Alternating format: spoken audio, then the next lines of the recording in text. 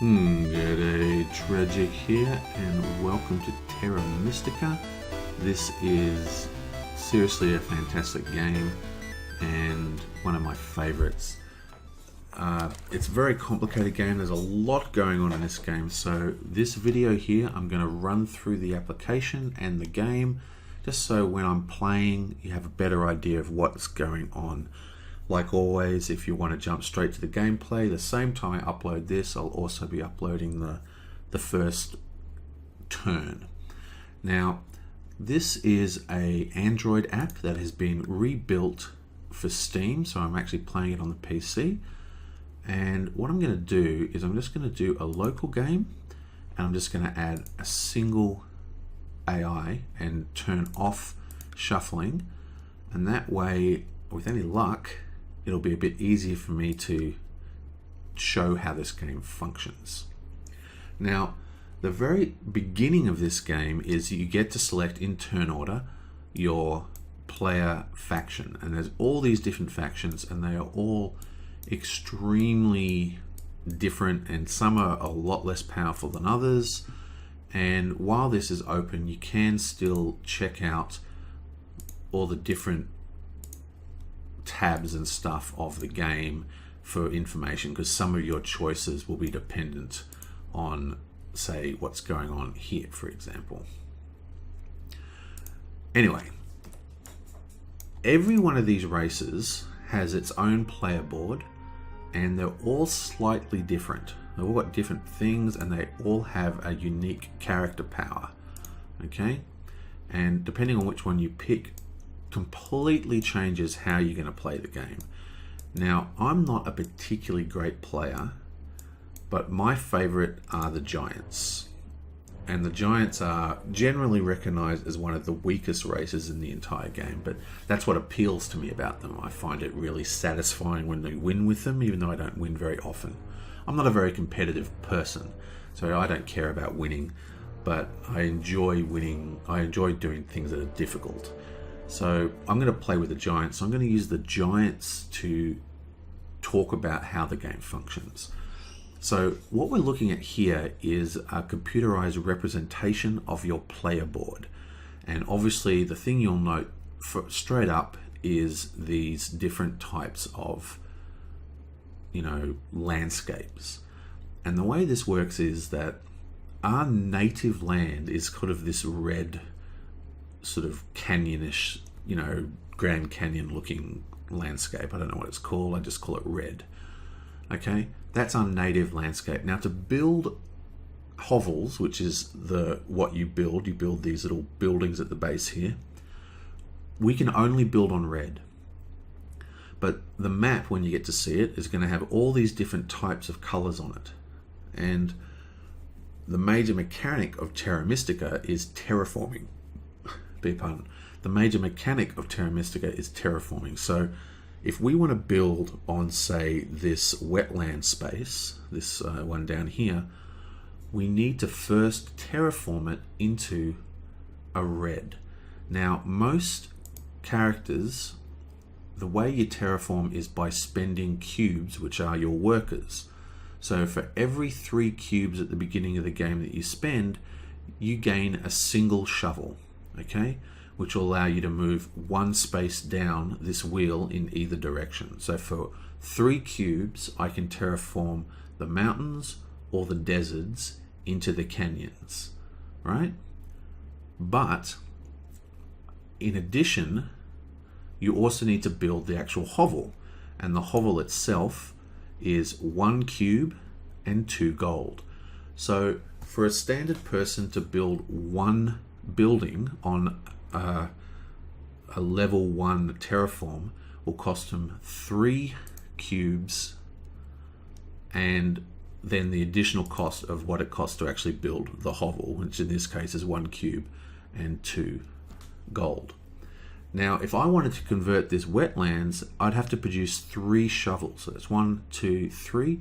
So that's 3, 6, 9 workers. So the bottom ones are very, very hard to do. Now, every race has its own special power. My special power is unlocked when I build the stronghold, and by clicking on using my action to activate this area here, I will actually gain 2 shovels, which means that I can build down to the green and the brown for free every turn, as long as I've got, you know, the money in the cubes. So the giants have a lot of freedom with terraforming, but it doesn't really help them because they don't have points generation. But what I'm trying to get at here is that everyone has different abilities.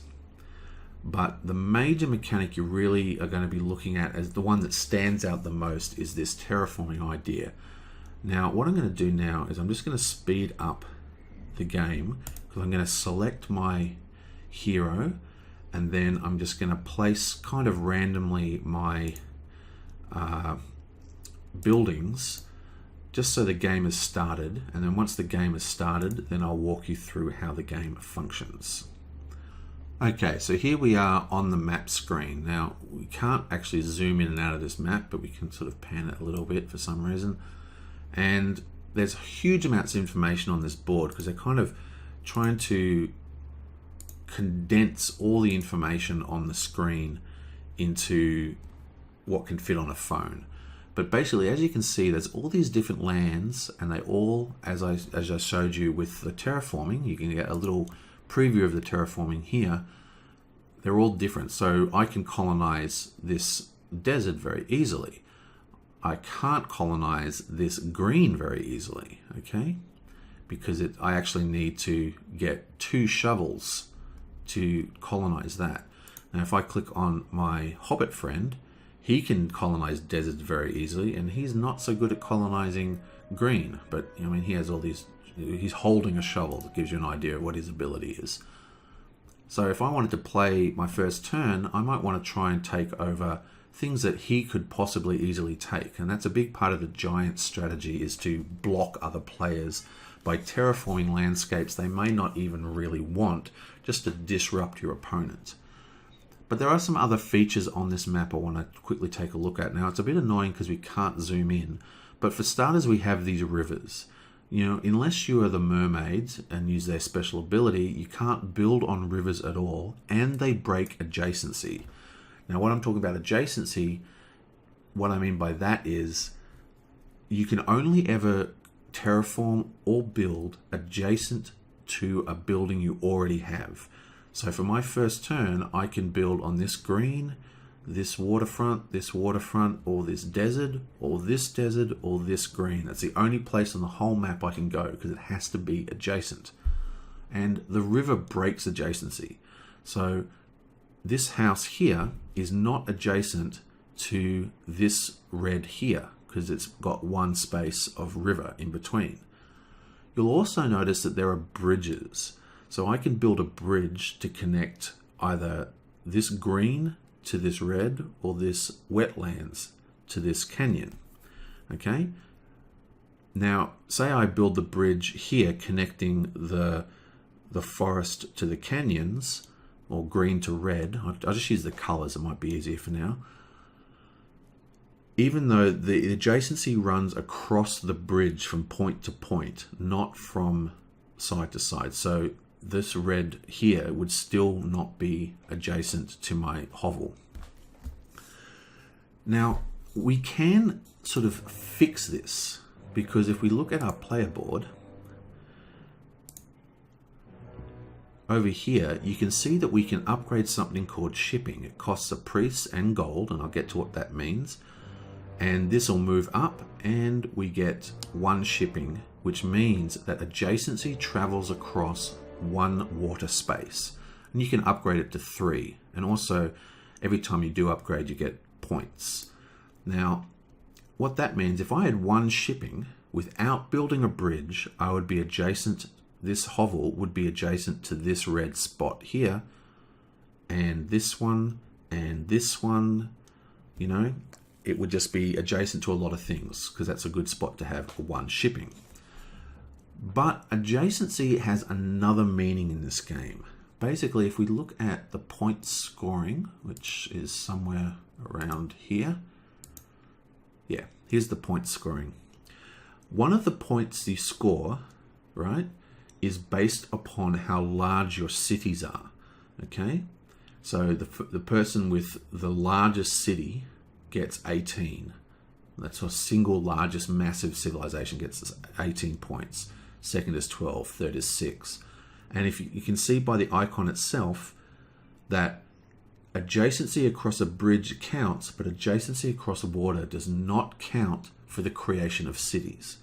See, as you build your your buildings, and I'll get to the building types in a sec, they also all are worth different power points.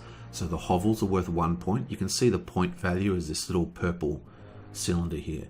So that's worth 1 point. The trading posts and the temples, which are this little building here and the one that looks like a disc, they're worth 2 points, and the top tier ones are worth 3 points. So that's how much power. So to build a city, you need to create a bunch of adjacent buildings that has a total power of 7. Okay, and adjacency across shipping does not count, but adjacency across bridges does count. You also need to have 4 or more buildings in adjacency to create a city. So if you've got 3 buildings, that's not enough to be a city, unless you get a special upgrade power, which does exist. There's so many upgrades in this game. So that's basically what I'm talking about at the moment, is just the building of the buildings. So everything has to be built through adjacency. You can use shipping to get adjacency across water, or build bridges. You can also create your shovels. Now the giants have an ability to create shovels, but shovels are created for most people by spending workers. So if I wanted to conquer this desert here, I would have to spend 3 workers, and that's what it says here, and that gets me 1 shovel, which will then allow me to terraform, and then I would have to build the building on top of it. And we won't ever do this because of our special ability, but you can actually spend workers and gold to upgrade these shovels, the same way you can upgrade your shipping. So it's only going to cost 2 workers per shovel, then 1 worker per shovel. This is very easy to forget to upgrade this because it feels like it's not helping you, but it helps you a lot. And you also get VPs when you do it. Now, let's have a quick look at the buildings themselves. Basically, the way this track works is very similar to like a more complicated version of how Eclipse worked. In fact, Eclipse was the first game I really saw do it, and that's basically the player board tells you what's going on. If you look at the player board, anytime in this game, anywhere, that you see a little open hand, that means during your production phase, you will gain that many things. So for every house we build, we reveal a hand holding a cube as a worker, which means that every production phase, for every building we've built, we gain a worker. But we have all these other buildings that all do all these other things. Trading posts will create mana and gold. The temples will create priests, and the big buildings at the top do their own things, and they're all different depending on who you have. But one of the interesting facts about this game is that as you build buildings, you actually upgrade them all from hovels. So if I have 2 hovels, right? If I turn one of those hovels into a trading post, and you can see the path of upgrading and these little green brackets here, okay? So you go hovel to trading post can then go to stronghold or the temple, and then the temple goes to the cathedral. So they're the upgrade paths. But when you upgrade, you place the old building back on the track. So if I upgrade one of my buildings to a trading post, I now have 1 mana, 2 gold per turn, but I'm only producing 1 worker per turn. So it's very interesting, that kind of balancing act. The temples produce priests, and they also allow you to take these eggs, or favors, I think they're called, favors of the gods or whatever. So let's have a quick look at the favors. The favors are, you can only have 1 of each individual type of favor, and if you're playing in a 5-player game or larger player counts, there's competition because there's only a certain amount. So there's only 3 of any given type, but there's only 1 of these big ones down the bottom. So every time you build a temple, and remember, you can upgrade a temple. So if you upgrade a temple, the temple will go back onto your player board, and then you can rebuild it. So you can take, get extra eggs. But these things do various things, and this is another common symbol in this game, is this dividing line. 1 means you get instantly, and on the right side you have accumulative.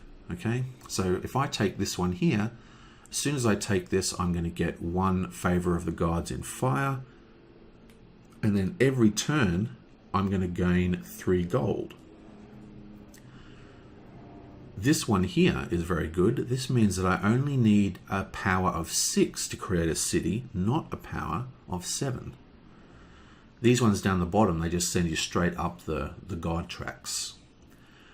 So that's another thing that you want to look at when you're building, is if you build your temples, you also get access to those eggs, which are very, very strong. Now, the most confusing thing about the player board would probably be, where do I find a good version of it? Up here. Yeah, here we are. Okay, so every turn you have 1 action, but there are a bunch of free actions, and one of them is conversions. Okay, so for every 5 power, we can convert into a priest, 3 power into a worker, 1 power into gold, and we can turn priests into workers and workers into gold. So there's a kind of, you can do all this kind of converting as you play, and it's easy to forget about that. But so if I had, a heap of priests, I could turn them all into workers. If I have a heap of workers, they all count as gold. But the most complicated thing in this game to explain to new players is how mana works.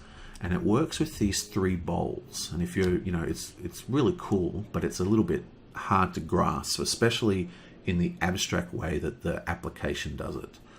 So there are 3 bowls, and this is representing the time it takes for the mage to absorb mana from the earth and then recast it, okay? So until mana accumulates in bowl 3, it cannot be spent. So you could have 7 mana in bowl 3, but if you have any mana in the other bowls, it has to move out of that bowl before you can spend it. So if I have, at the moment, I have 7 mana in bowl 7 and bowl 2 and 5 mana in bowl 1. So when I gain mana through all those effects I showed you with the little hand, like say I had built my stronghold, I gain 4 mana every time during the resource phase. So if I've built my trading posts, I get mana. So say I gain 4 mana every turn from the stronghold, right, during my resource phase. What that means is that 4 mana will move from bowl 1 into bowl 2, okay? And if there was no mana in bowl 1, it would move from bowl 2 to bowl 3. And once it's in bowl 3, then I can spend it, okay? Then I can spend it on effects and do all the sorts of things you can do with mana. Now, there is a way you can speed that up. So in this game, you can sacrifice mana to sort of accelerate it, like mana burn, basically. And what I mean here is, if you have mana in bowl 2, you can destroy mana to move it to bowl 3. So if I wanted to buy something for 4 mana, right? I could actually discard 4 mana permanently from the game to move 4 mana into bowl 3, which is then I'll be able to spend it. Okay, so basically, if you double the cost of the mana, you can increase it, but the mana is lost forever. Now, it seems really counterintuitive to destroy mana. Go, oh, I have less mana, that can't be good. But remember, because of the cycling system, if you reduce your mana to a manageable level, it'll spin around faster because you'll be actually earning more mana quicker, because it will take less time for it to go from 1 to 2 to 3. So that's basically how that works. You just got to remember that you can only spend mana in the third bowl, and it has to empty the entire first bowl and then the entire second bowl before. It has to empty the entire first bowl into the second bowl and the second bowl into the third bowl. So you just have to remember that you can only spend mana from the third bowl. But when you gain mana through resource collection, it has to move in a circle from the first bowl to the second bowl to the third bowl. So it can't move anything in the second until the first bowl is completely empty, and then it moves from the second bowl into the third bowl. So that's one of the more complicated little things, is the mana use in this game. Now, there is also the God tracks. So these are the different cults. You have the fire cult, the water cult, the earth cult, and the wind cult. And basically these all add up to the VPs. So if we look at the VP generation, which is, where's the VP generation? It's this screen. Let's get rid of that. Whoever is the highest value on those tracks will gain 8. Second value gets 4. Third value gets 2. So it's just whoever's the highest. So you want to climb these tracks. Every time you pass these little purple things here, you gain that much mana. So if I pass from 6 to 7, I would gain 2 mana, would spin around in my bowl from level 1 to level 2 to level 3, right? So if I had 1 mana in bowl 1, it would move that mana to bowl 2, and then I'd still have 1 point of movement left. Bowl 1 is now empty. It would then move to bowl 3. Now you can increase these in lots of different ways. Like we've already seen how if you take these bottom ones, or a lot of these eggs will actually move you up those tracks. But you can also place and permanently destroy priests by placing them on these tracks. And you'll notice that the first priest to be placed gets an extra bonus. So every single priest slot is 2, except for 1, which is 3. So you want to push these things up. You'll also notice that there's these sort of crowny kind of areas at the 10 mark. Basically, you go up and down these tracks, or up these tracks, you never go down. And if you want to get into the 10 slot, you have to spend a key, and you get a key every time you build a city. So anytime you've created enough adjacency power to form a city, you get to choose a city tile to declare this is my city, and you get whatever the power is on it. Like this one's pretty cool. It gives you a free upgrade to your shipping, a key, and 4 VPs. This one's very, very cool as well. You get 2 VPs, not very much, but you go up 2 spots on every single track. Very, very cool. But it also gives you a key. And when you have a key, you're allowed to move, if you get another point, to move from the 9 into the 10, if you have the points to get in there.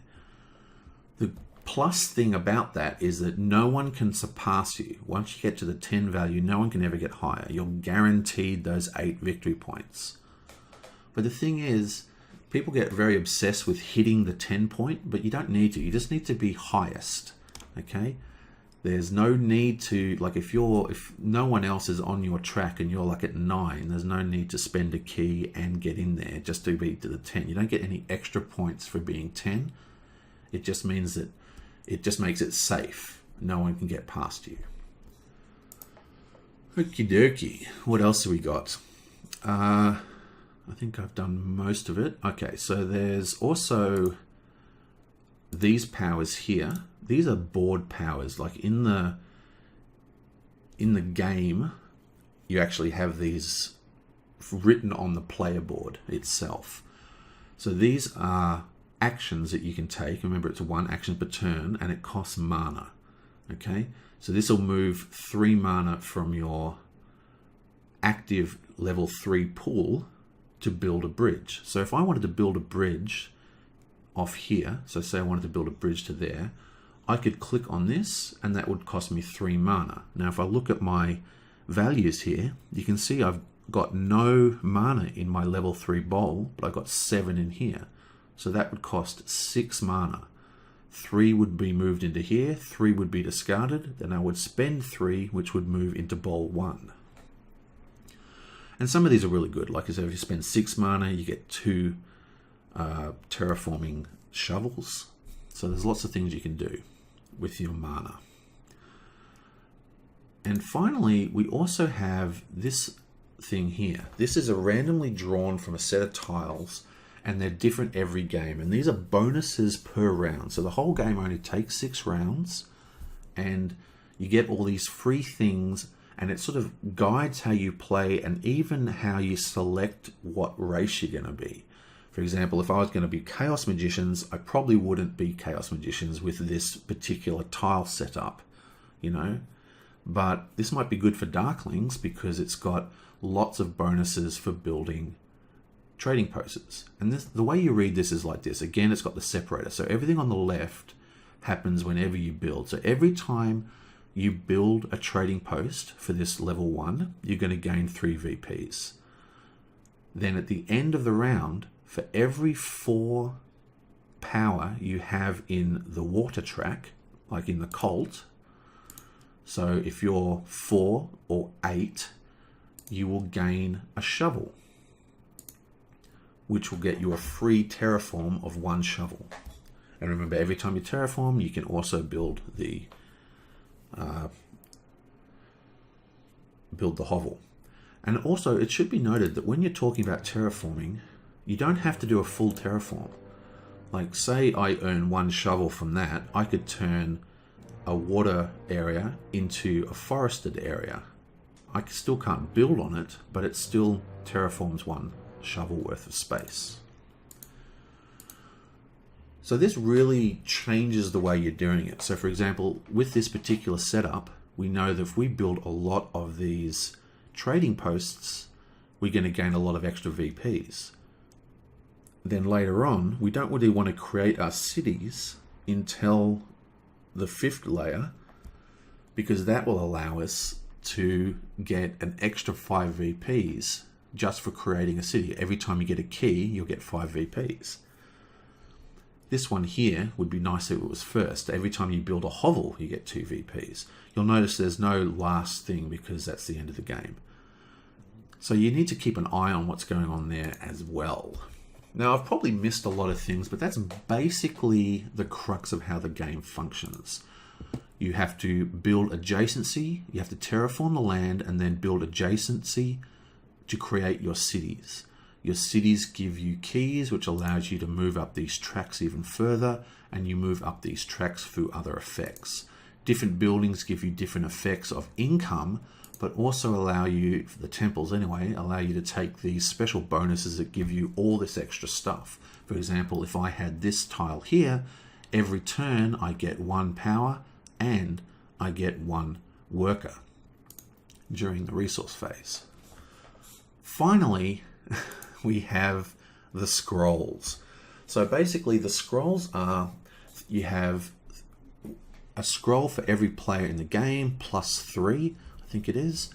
And you have, there's a whole bunch of them that you randomly shuffle, so they're a bit different every game. And these determine sort of like a bonus during the resource phase. So if I took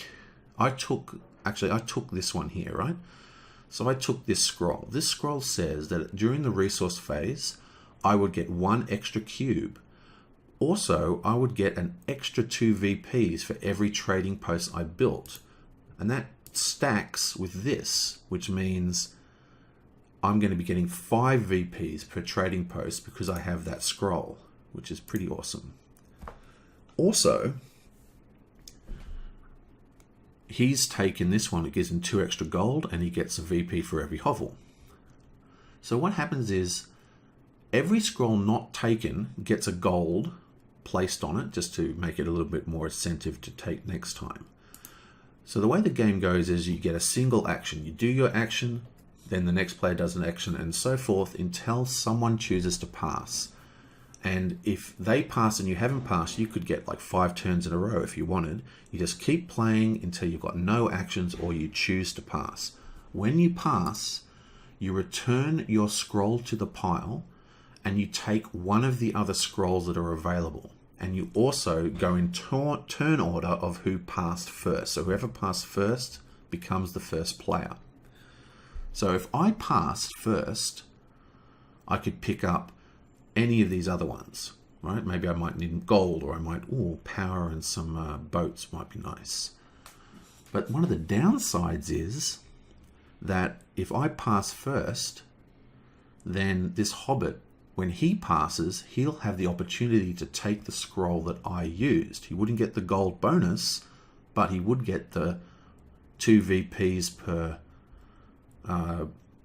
trading post, which is pretty good because the next tile is also got the trading post bonus. So passing is very, very important. And that is pretty much the whole game. It'll make a lot more sense once we're actually playing through it. And yeah, so we'll get into it. I'm gonna restart this game and I'm gonna do it as a 5-player game, and we're gonna go from there. Maybe I'll play something different. I play Giants a lot, and they are arguably the worst game in the race, in the whole game, the worst race in the whole game. I'm freezing. I'm shivering. I've got to quickly go and warm up. Somehow in the last 20-30 minutes since it got to dusk, it's just become freezing cold. Okay, so you can probably hear my voice is trembling, my god. Okay, so that is the introduction to Terra Mystica, and I will be uploading this game pretty soon, and I hope to see you guys next time.